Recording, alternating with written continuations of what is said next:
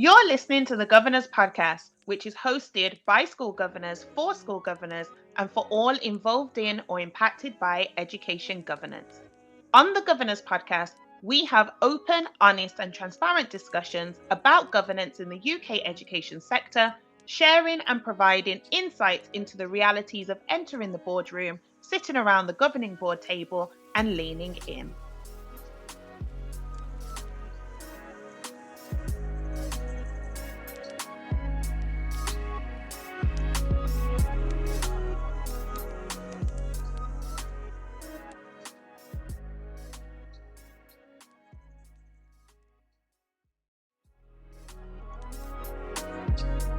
Hello, I'm Sharon Warmington and I support schools and academies as a governor, governance practitioner and a clerk. I'm also the founder of the National Black Governors Network, supporting the education sector in diversifying their governing boards. And it's Olivia D. Hind here, an under 30, unapologetically black female who is changing the face and space of school governance. And you're listening to the Governors Podcast.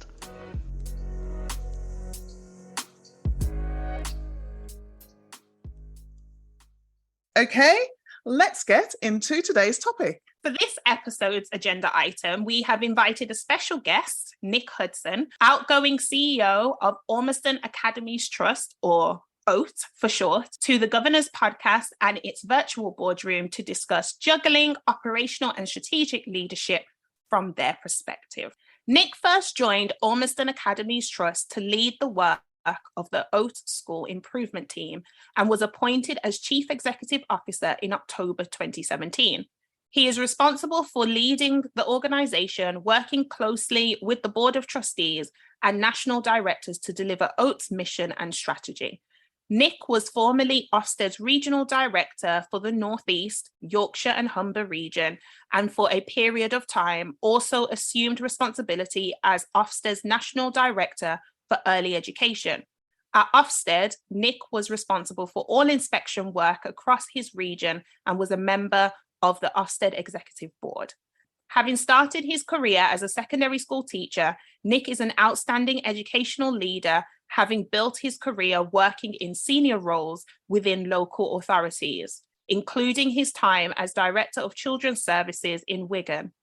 Nick also spent 2 years working abroad in West Africa as an education management consultant, working for the United Nations Association International Service. So welcome, Nick. Thank you for joining us. And I'm sure our listeners will be grateful for another voice outside of Olivia's and myself.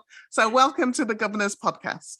Delighted to be here, Sharon and Olivia. And it's a privilege, actually, to be doing this as what will be probably one of my final acts before I move on from being Ormiston Academies Trust's CEO, position I've held for about the last 7 years. So, really looking forward to the conversation. Right. Okay. So, as you've mentioned, OAT, if you can sum up your current role and what that means, because I know that as well as being CEO, you're also a trustee in your own right. So, how you juggle those roles and how that plays out. Yeah, so first of all, for those people who are not aware, Ormiston Academies Trust is a trust of 43 schools across the country, very dispersed geographically from, right down on the south coast, beyond the south coast, actually, on the Isle of Wight, all the way up to Grimsby in the east and across to Halton in the west and a number of points in between. Mm-hmm. So, I think, that's sort of one of the considerations for anyone who is CEO of a large trust, is that kind of geographical spread. And I'm sure we'll get into this, indeed, what the implications are for governance, actually, with that kind of dispersed structure. So I think it's quite common for CEOs to also be trustees. It's not the case everywhere. But I think in many cases, CEOs also sit on the board as a trustee. I think I'm right in saying it's still actually not the DfE's preferred model, actually. No. So we have had to justify it on more than one occasion. And Yeah. the reasons for justifying it from our perspective was, and this maybe is not the greatest justification, but actually practically it's quite a challenge if you've got an organisation like ours and you're asking, you know, a trustee to sign things, as you are from time to time, as you both know, and to have actually one of those signatories who is actually the CEO actually does make things slightly more straightforward. Yeah. I think as well, in terms of being a trustee, I think the challenge around that, and the challenge that comes from other people, rightly so actually, is how are you effectively held to account if you are a trustee as well? Yeah. And I genuinely have always felt that my board have kept me on my toes and have held me to account. I don't think it works quite in that way. You know, I still, you know, I still have to provide reports to the board. I have to provide, you know, justifications to the board. You know, they request me to take forward certain pieces of work. And I don't think, you know, that actual question about compromising accountability has been something that I have felt. But I think it is, I suppose, incumbent upon everyone concerned to act in that kind of principled way, because I can see how it could be compromised. It could be compromised, couldn't it? I mean, you know, if on those occasions where quorum is on the cusp, quorum's on the cusp, and you need just one more person to enable your meeting to go ahead, and in that meeting there happened to be a vote, then, you know, the trustee stroke CEO's vote, you know, could become very important. And I think you just have to be mindful of that, and you need to be, as I say, principled, and you need to actually have integrity around those kinds of questions. And there are other safeguards we put in as well, which was, you know, I couldn't be a voting member on the audit committee. That didn't seem very right, and so I wasn't.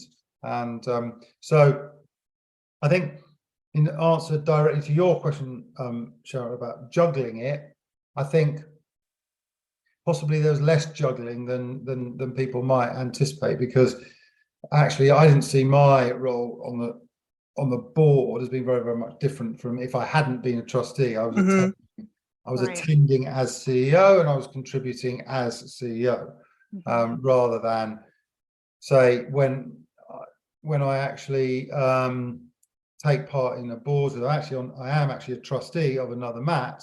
Right. So when I attend there, then I do see myself very much as someone who is sitting around the table with my peer trustees, and our job is to hold that organisation's CEO to account. So I think, you know, it's nuanced, isn't it? And I'm not sure there is necessarily a right configuration or wrong configuration, but I do actually understand why, you know, there is a preferred model. Actually, you know, I haven't operated within. I think that's really good and interesting, the way you've described it and explained it. My follow-up question to that would be, how have you done your role as CEO and all of that for Oat and still taken on another trustee position in another MAT? Where do you find the time? So I think you've got to see it, haven't you, as part of potentially what your wider role is and what your wider responsibilities are to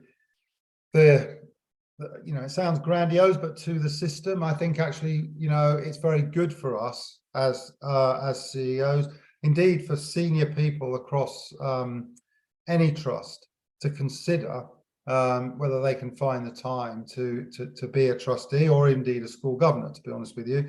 So at least, yeah, I think there are two members of the present executive at Oat who are are trustees in one form or another of another MAT, and I think it gives them an insight into other organisations. It enables them to learn from that organisation. They can bring their expertise to that organisation, and I think therefore it's mutually, it's very, very helpful to be on both sides of the table, if you like.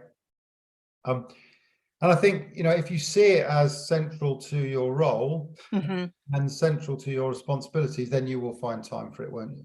Yeah, absolutely. I agree with that, and it's one of the things when I'm talking to teachers, especially at whatever level, I always say to them, if you are aspiring to headship or even leadership in any way, then you must become a governor in a school, so that you can see a school top down and not just bottom up. I think it's fundamentally part of their CPD to do that. It's got to be useful to any leader, actually, to consider being part of a governance structure and to actually see how that operates and functions, and why it's, say, different from an internal leadership team, because it is very different.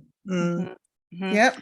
I had those same thoughts in terms of, I almost see the CEO as like what the head teacher would be in a school. And so if you're aspiring to headship, then being able to have that strategic vision as a governor in a different school setting, it does just feed into, it's a part of your leadership development, or just your wider CPD, I believe. So that's what I'm hearing almost as the thread of what everything that Nick is saying, which leads nicely into the next question that we have for you.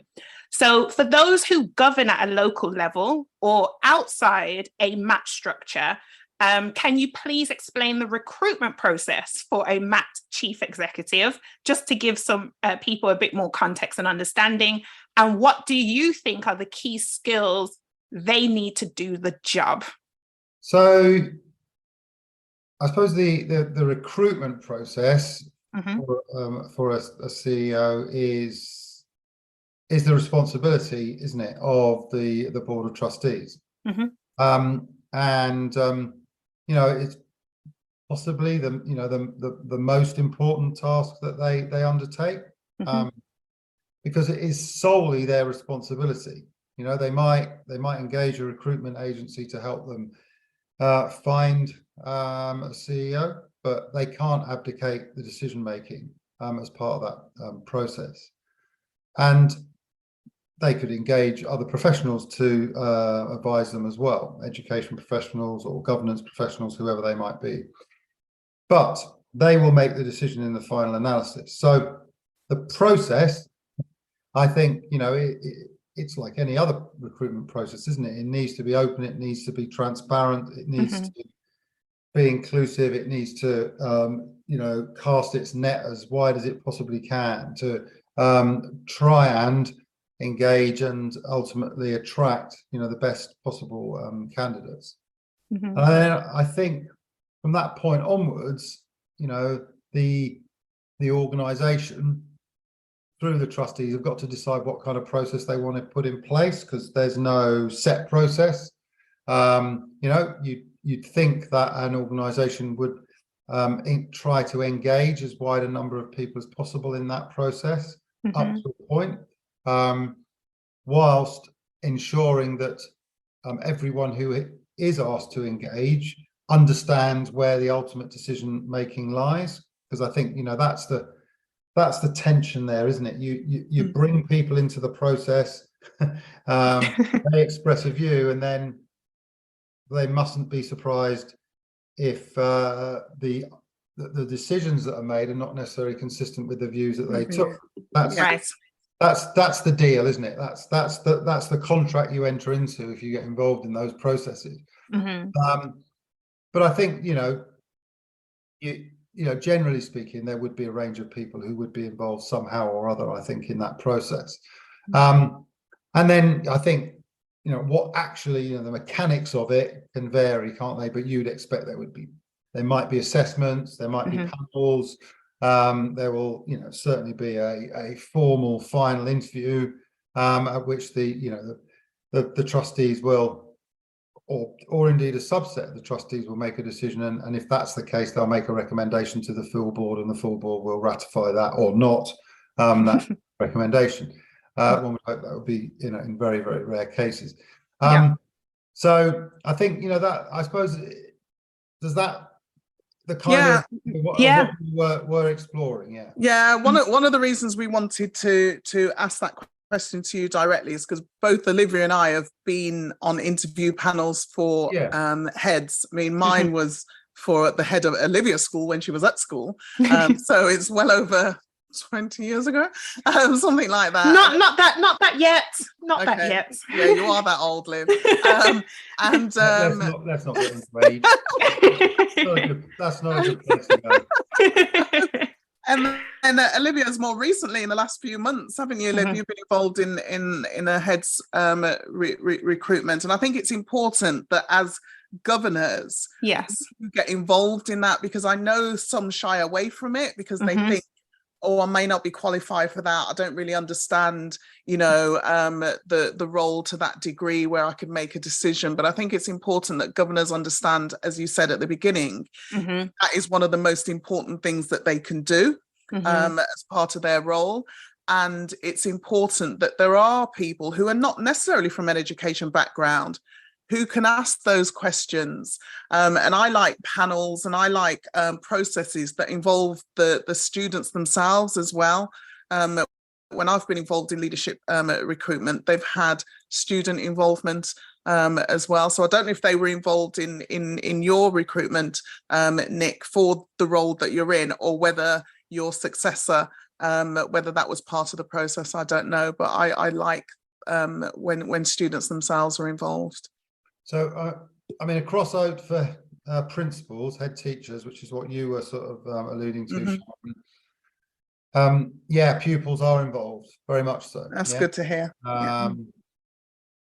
And so are governors, obviously, and staff.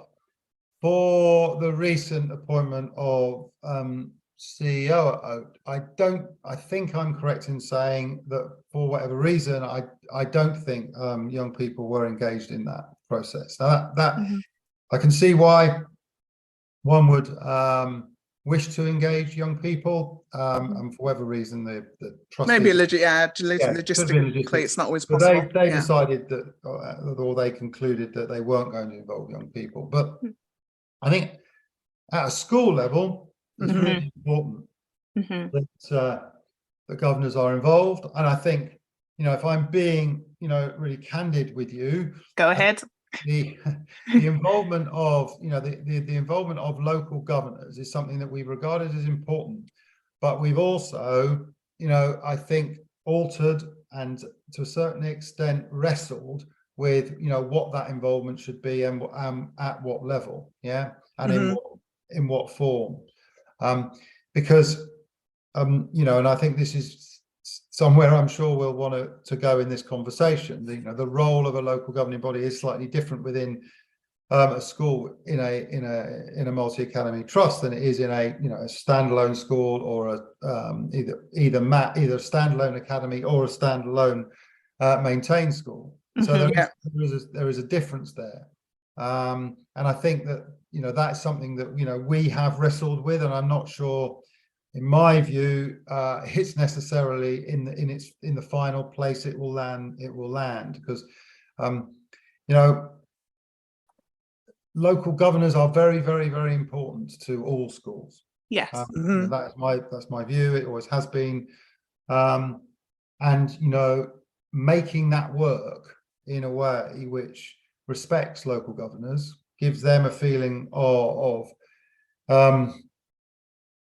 worth, a feeling of contribution, because that's why people do it. We're asking people to volunteer, aren't we, to get involved in a local school. They need to feel that what they are giving is worthwhile. 100%. And they need to feel that they're valued. They need to feel that they're respected.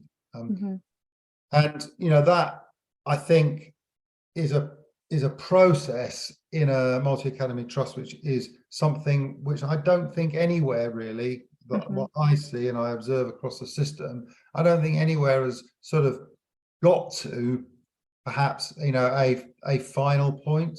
There is still, I think, some way to go on that journey, because there was a time, wasn't there, which I'm sure both of you can remember, where, the system was saying, well, we don't really need local governors. We've got the statutory responsibility lying with trustees and boards of trustees.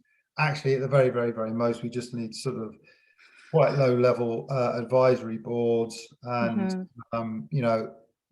they can be used for sort of consultative purposes, but nothing else. And I think things have moved quite a long way actually since then. What I observe is that trusts that trialed sort of cluster governance models or looser governance models at a local level have moved back actually towards more sort of rooted local governance, and I think that is positive actually. And the next stage is about getting that right, I think, context that we're all working. So just to build on that, in terms of the skill set, I'm either thinking of I don't know if this takes you back to your interview process and thinking of the skills you would be bringing to the role at the beginning of being a CEO of a MAT, or even any advice you would give to those who are a part of the recruitment process of CEOs to their MAT. Are there specific skills that you could say, yes, that is needed, that is needed, that is needed? Would you be able to narrow it down? Because obviously there's a lot to consider when you're at that senior level in a MAT structure. All the schools, 43 is a chunk. I'm a governor at 1, and I know what that feels like. So to know that is within your network, the size of your network could be different. There's specific skills that all CEOs would need, but I'm sure it may be slightly different depending on how many schools you're managing and the geographical spread. So are there any that you would say these are key ones? So I think it's a really challenging question, that in terms of what skill sets the CEO needs to have, must have. Because I think there are those people who would argue quite strongly what is required is to have the skill sets to be a CEO, period. Someone who can sit at the helm of the organization, who can inspire confidence through the organization, who can think strategically, move the organization forward strategically, and harness the skills and the expertise across the organization. And it's those leadership skills that are needed above everything else. But there's another group of people who sit over here who will say that may be necessary, but it's not sufficient. That you've got to have the knowledge. You've got to understand education. To be able to really appreciate the detail of the sector that you're leading within. So essentially, you've got to be an educationalist. Now, I to do justice, I think, to both those positions, I think it's important to say that, that there are people who are, successfully leading MATs who don't come from an educational background. There's not that many, but there are some. And then the majority of us have come from an educational background. So that is a conversation that trustees need to have amongst themselves, because trustees will hold a variety of views around that question. And I think it would be fair to say that within Oates board, leading up to going out to recruit Oates CEO, there were a range of views actually. Do we need someone who comes from the sector, who is of the sector, who understands the details of education, or actually do we actually need someone who is just an excellent CEO from where they come from? And that's a conversation I think a board of trustees needs to have, and they need to understand and be able to justify to themselves the conclusion that they come to, because it will inform Yes. the recruitment process. You know, if they're saying you have to be an educationalist, then they need to put that, you know, front and center in the advert, and it needs to be very, very clear to people who are inquiring, because no one wants to waste anyone's time. Of course. So I think that's a debate, which I think trustees need to have amongst themselves. I think beyond that, I think there are some questions about what is required for CEOs depending on the scale of the organisation, because we talk about MAT CEOs, but you know, MAT CEOs are responsible for organisations which are as small as 3 schools. True.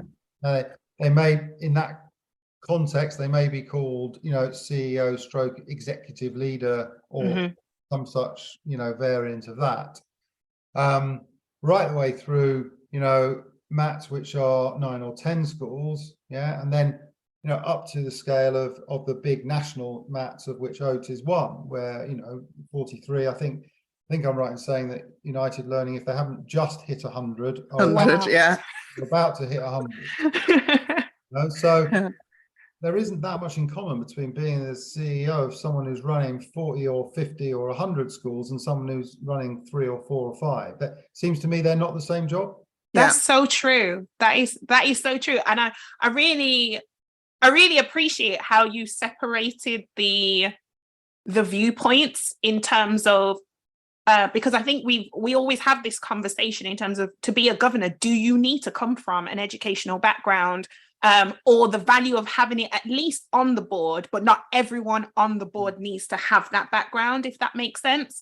And so I think it's very, I think it's been very helpful to hear you say that the trust board needs to clarify what it is exactly that you're looking for, because that will define the filter or the lens through which you search for people.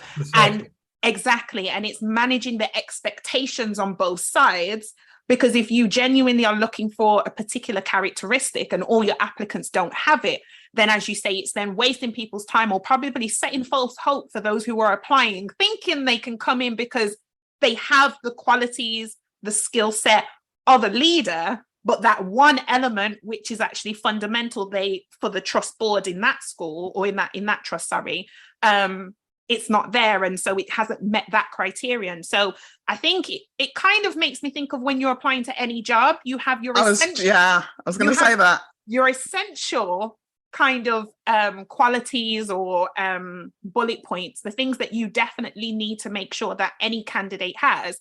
And then you have the desired. So it's making sure that each trust is clear about, and I think this goes for head teachers as well. I mean, head teachers need to have an educational background, but I think it's going through the list of characteristics, skills, qualities, and saying, is this essential or is this desirable? Because the desirable is the gray area, but the essential is the black and white. So it's a very good point that you've brought here. So I think that's important. But actually, to your point, which you mentioned as in your introduction there to that comment, I think it's absolutely not necessary for everyone who sits on a trust board to have a background in education. I think it's actually very important that there are a range of skills and backgrounds on any trust board, because especially when you become a larger organization, you've got so many considerations to do with the legal side of the operation, the people side of the operation, finance side of the operation, logistics, risk, digital increasingly, so and I could go on. So and I think that that's as best as any organization can, it should try and broaden out actually the range of perspectives that it has on that board, and to attempt, and this is probably the most difficult thing I think, to ensure that that board is also reflective of the communities that the schools are serving. And that's something that again we have struggled with greatly actually, because, when you've got schools which are in, communities like as contrasting as somewhere like Grimsby with central London, there's not the only thing that really ties them together. Well, I suppose there's two, maybe. They're both part of Oates, so that ties them together. And secondly, they're usually quite challenging communities that we are serving.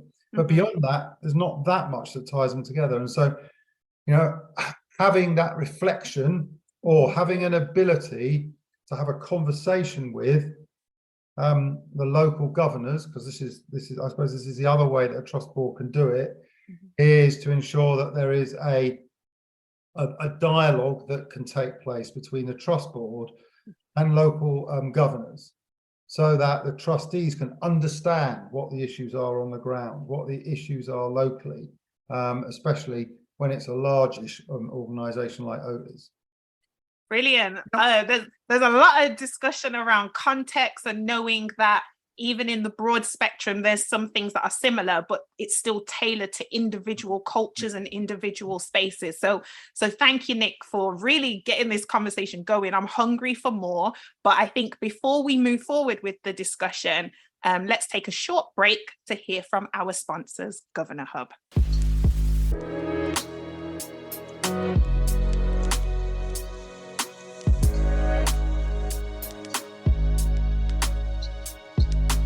Governor Hub is proud to support the Governor's podcast. As a leading provider of online governance support, we know that confident and well-equipped governors bring about positive and meaningful change. So when you've been inspired to do your best by really leaning in on the topics that matter, you can rely on us for the tools to help your board work better, the guidance and training to develop your skills, and a secure online body of evidence for when it matters most. Visit thehoot.news to join us and feel part of something bigger.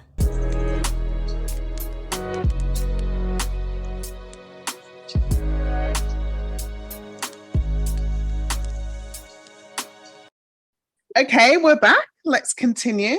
So, Nick, as Oates is one of the largest trusts in the UK with, as you've said, a wide geographical spread, how can local governors feel more connected to the whole trust and not just see their role as at a local level? So I think that in terms of schemes of delegation, it needs to be very, very clear, what the responsibilities are of trustees, other sort of senior parts of the organisation, and also any decision-making bodies that exist going down the organisation and across the organisation. And as part of that, it needs to be really, really clear what the governors are responsible for, and in what capacity are they responsible for it. So, are they decision maker? Are they contributing to it? Or are they just being consulted? So I think that helps, because then one would hope that any confusion doesn't arise further down the line, because I think that's the first thing you want to try and avoid, isn't it? That people say, well, we thought we had responsibility for that, and they're telling us we didn't. So that's the first thing, but I don't actually think probably that is quite enough. That's sort of the mechanics of this, isn't it? That you need to have some sort of framework around how you're making the decisions. And yes, it's important in terms of creating clarity and potentially confidence, but it's a bit more than that as well, I think. I think what trusts are striving to do, I would hope, is to give local governors a role which is beyond actually the very basics, because I think it's quite easy for local governors to see themselves as only being really valued when there is all the horrible stuff to do. So when there is a panel to convene for an exclusion, or if there's a panel to convene for something to do with I don't know, some sort of staff disciplinary or something like that. It's quite easy for them to conclude, well, actually, we're not really required for anything else other than all of this stuff, which frankly is not very desirable. And if that's all, if I thought that was all I was going to be used for, I never would have volunteered for this in the first place. I came here to make a difference. I came here to contribute towards improving the outcomes for the pupils at the school at which I'm a governor. So I think, you know, where that leads us to, I think, is, well, actually, how are governors going to be able to contribute to some of that wider stuff, and what is their unique contribution? And I think the governor's unique contribution is that they come from the community, don't they? They are the people who understand the community, and they understand you know, the life in that community, and they understand, hopefully, you know, what it is that the school potentially needs to do to maintain its credibility across the community, therefore to improve, and therefore to provide a better education for the pupils. And that needs to be valued, and that needs to be built in, and it needs to be listened to as well. And again, this is something else that, you know, we have, you know, struggled with as well, is how do you create a meaningful connection between senior people in the organization? So that's not trustees. I'll talk about that in a minute. That's not trustees. So that's, you know, the chief executive, members of the executive, other senior leaders in the organization. How do you create a meaningful relationship between those people and governors, so that they feel that they can engage with those people, and that those people are taking them seriously? Now, there's all sorts of mechanisms for doing that. You know, and that might take the format of the kinds of things we're doing now. You know, creating podcasts. It might take the format of having newsletters. It might take the format of, you know, having meetings with cross sections of governors, or open sessions with governors at which chief executive, members of the executive are finding time put aside to have that conversation with governors. And I think that's really important. I think there needs to be some degree of visibility, and that's difficult. It is difficult. Yeah. But it needs to be worked at.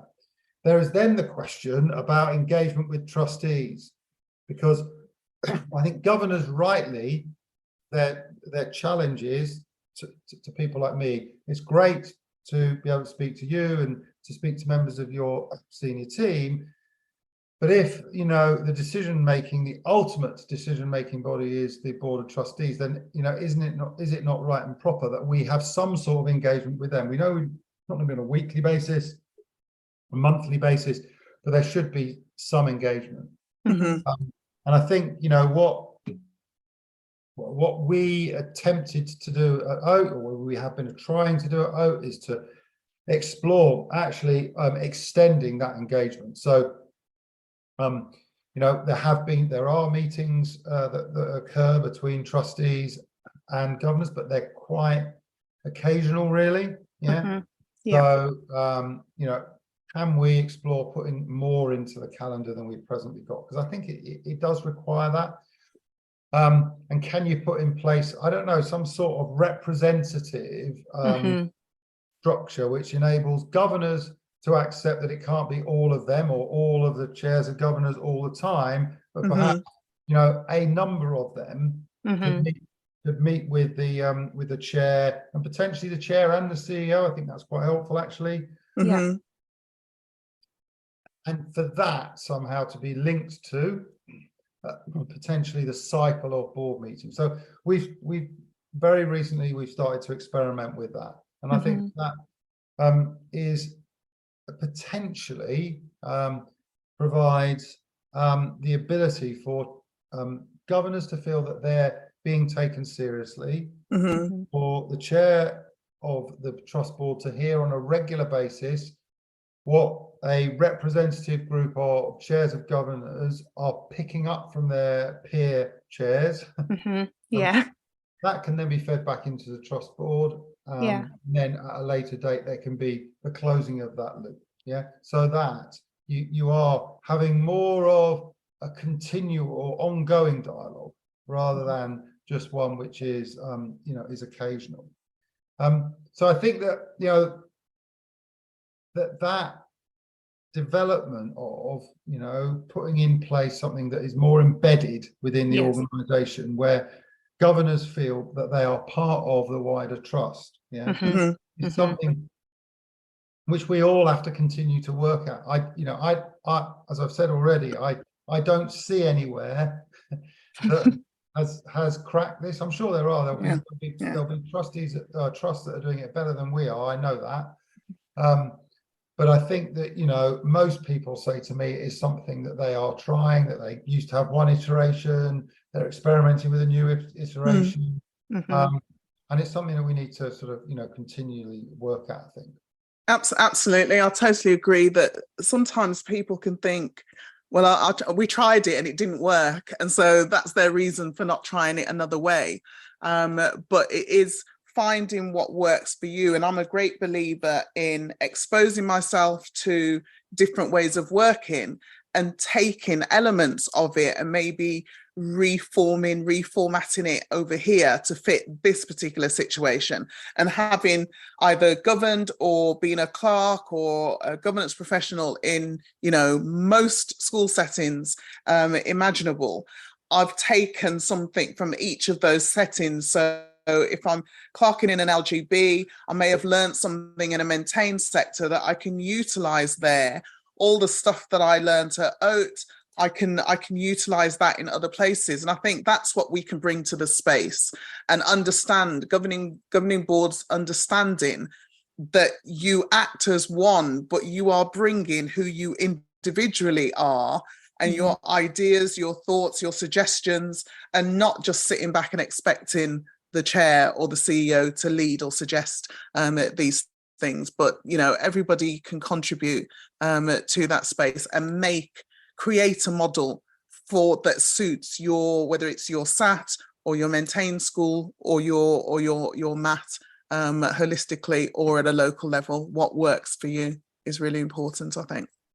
I think what Nick was saying about the representatives from each local governing board being at the trust level, in terms of being able to have committees that are designated at the trust level that include a rep from the local governing boards, and it's not always the chair. I think that's also good, because I think it if the chair is doing everything, then the board can easily feel as if the chair is the board and we're just here turning up to... And then nobody wants to be chair. Exactly, because they feel like the pressure's there. So I think it goes back to probably the opening sentence you had, Nick, in terms of this section of the conversation with regards to the schemes of delegation. And then you further started talking about the cycle of meetings. How do we want things to look here that is going to best get out from everyone who's involved what we can, but also everyone feels valued in the spaces that they're in. And I know that being from a match structure myself in terms of where I govern, we have a representative from the trust senior team at every LGB meeting to let us know at a local level in our local academy some updates that are happening at the academy trust level, and vice versa. We have a representative from our local governing board who also sits on a committee at trust level, so that there's that two-way or multi-way dialogue. So I think what's evident is all three of us in this conversation have experience of being in trust and the different networks that are created in trust, and the benefits that come from being in trust. But thinking of schools that are not in trust, and so they operate on their own, I think this is a question that I think, Nick, your insight would be great to hear in terms of what your opinion is on this, because the loss of total autonomy of the governing board is said to be one of the fears when a school joins a trust. So how do you think any school considering this should approach the situation? So this is, a really sort of central question, and it's one that comes up whenever there are conversations with schools that might be thinking of joining a trust. And I think that the question needs to be addressed with some honesty. Actually, if I was sitting on a governing body of a school that was considering joining a MAT, and anyone from the MAT said, well, nothing will change, it will be exactly the same for you as it is now, I would just automatically say that's not an organisation that I want to join, because they must be distorting the truth, because it has to change because of where the legal requirements lie. And I think that's what I mean about honesty. I think everyone needs to be honest. If you believe that actually the benefits for the pupils that you are responsible for are enhanced by joining a MAT, it's that should be driving your decision more than anything else. And actually governance matters, but it matters in a different way. Your role will change, but you will still have an important role. You'll still have responsibilities. And if I was sitting on the board of a governing body of a school which was exploring joining a MAT, the questions I would ask would be, well, what does that responsibility look like? Will you be consulting us on our budget? Will you be involving us in the appointment of X, Y, and Z staff? Will you have someone, depending on the size of the organisation, will you have someone senior who we will be able to engage with on a regular basis? What kind of training do you provide for governors? What's the network like for governors? So I think that what should be explored is how the governing body will function within that MAT. But I don't think anyone should think to themselves that nothing will change, because something has to change. It's purely and simply because of the legal framework in which multi-academy trusts operate. But I would hope that most sort of trusts in 2023 are operating in such a way that local governing boards have a genuine role, but it will be different from the role that they have if you are a standalone school, where effectively the buck stops with you as the government. That's the straight to the point answer. I mean, starting it with honesty, and I was hearing transparency in that too. It makes absolute sense. Be honest. Let me know what I'm in for. Don't blind me with beauty, and then when I turn up, things feel like they're crashing and burning. You've sold me a dream, basically. And I think it's also the way you tackled it. It's almost saying be inviting to change. Don't look at change as a bad thing. Look at it as being what is needed in order to make this relationship work, in order to make this transition work. Be open to change, because I think a lot of times the fear or the barriers that are there, it's like stepping outside the comfort zone. This is what I've only ever known, and so that's a new territory. I don't know what to expect. It's unpredictable, it's uncertain, and therefore maybe we should stay over here.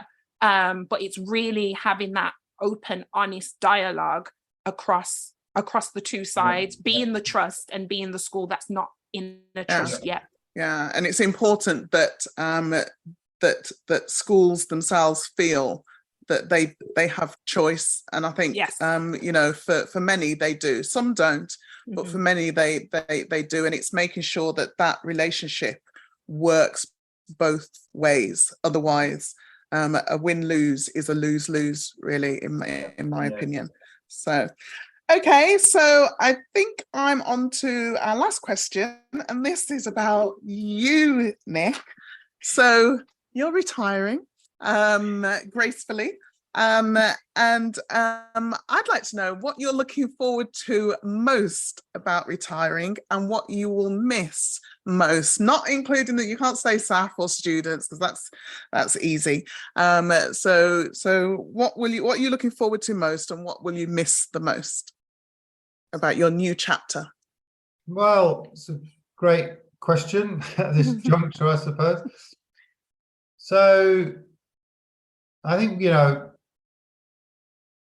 I've said to a few people over the last few weeks, in September, it's 40 years since I did my teacher training. It actually was in Dudley in the West Midlands.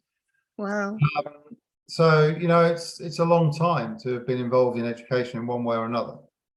Mm-hmm. So, I am genuinely looking forward to, being able to do a variety of other things. I want to, be able to do a little bit more traveling, and go off and go and see some other parts of the world at some point. Brilliant. And I think, in a way, what I'm looking forward to is also just being able to have that flexibility, which you don't have when you're doing a full-time job. Mm-hmm. You haven't got to tell me that. We totally hear that. We totally hear that. That's brilliant. So what are you going to miss the most? So, I think, the people, what you miss is the people. That's what I will miss, is the people. And those people are, all sorts of people you work very closely with, mm-hmm. people within the organisation, people, in schools, people across the sector, because, the job of a CEO means that you're also rubbing shoulders with people, beyond your own trust. And, there are some really, really good folk who work in education, and I will miss them. Yeah, I will miss them. But, maybe I will continue to have some sort of interaction with a proportion of them, and, that would be great if that happens. But I've not got any plans really, and that's the way I wanted it. I wanted to get to the middle of September once schools have all started, and I have not had to turn my mind to, yet another start of an academic year.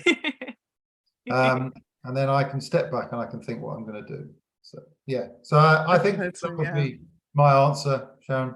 I totally resonate with that. As you know, I came out of self-employment to do a year with Oath, and yes, I'm glad that I've got my time back.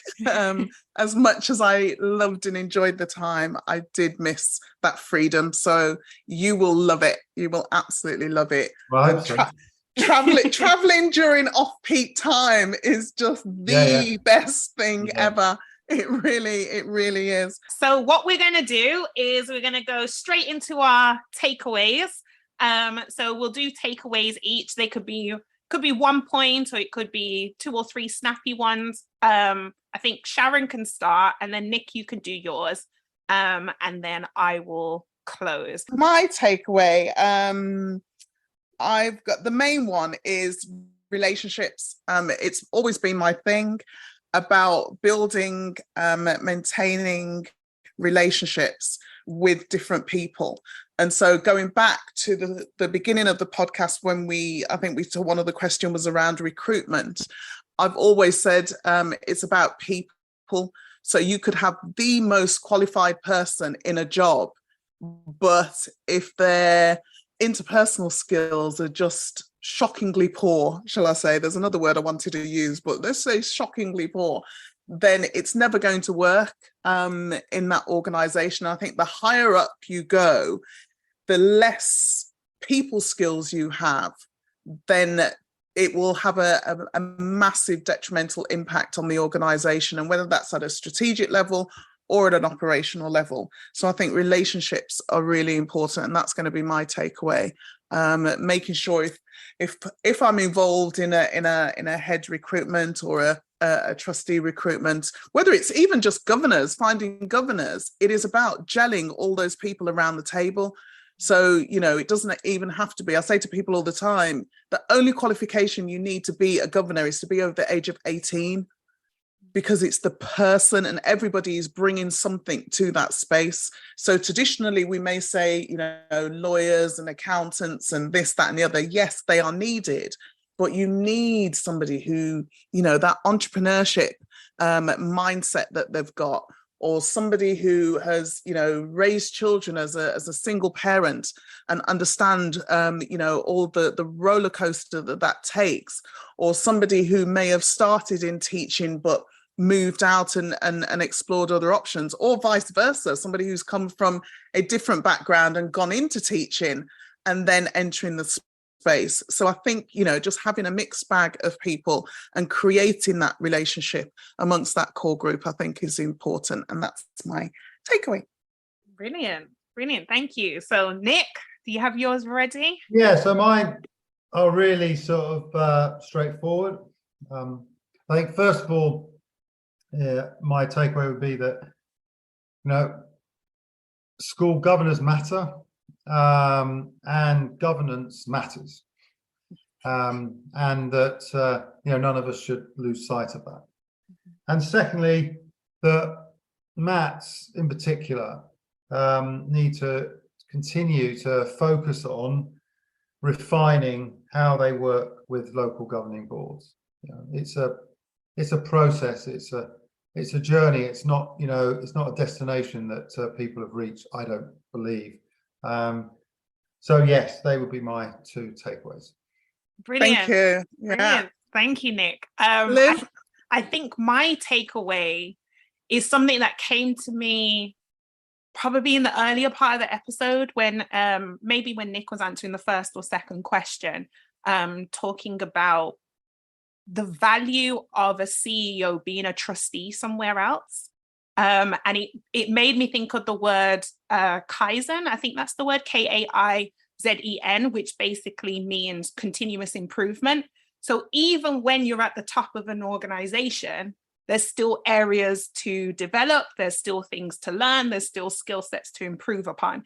Because I think when you're a governor in a multi-academy trust and you look up, you can easily think that, maybe it's slightly easier at the top, or what they must be there for a reason. They can't have much more to learn, or they already know or have expertise in their field. That's why they have that position. Or when a head teacher comes in, an assistant or a deputy will see a head as well. They're there, they have the skill sets, but it's knowing that people at the top are still learning. It's not just the people who are lower down the organization who have a lot to learn. Everyone has something to learn. And you get your learning from being in different spaces and networking with other individuals. So I think it's really just what I've been reminded of throughout today's conversation is that the learning doesn't stop. Mm-hmm. And the implementation of your knowledge and skills continues. So they happen seamlessly. So I definitely really appreciated this conversation. I feel like I look at my CEO a bit differently now with even more appreciation. So thank you, Nick, for your wisdom and sharing the end of your chapter with us and us getting in just before September so that it's still present for you. But I love the fact that you haven't overly planned your next chapter, because I think you deserve that. Having basically everything planned for the last 40 years. You get left for murder. I'm not 40 yet, so I don't know what it's like to live 40 years, let alone be an active presence in education for 40 years. So that is a lot of value that you've poured in, which I'm sure the education sector is very grateful for and has benefited a lot from. So this really is your time. It's the beginning of a whole different chapter. So enjoy. Thank you. I've really enjoyed it, and I hope it's been useful to someone somewhere. Yay! Thank you. Thank you so much.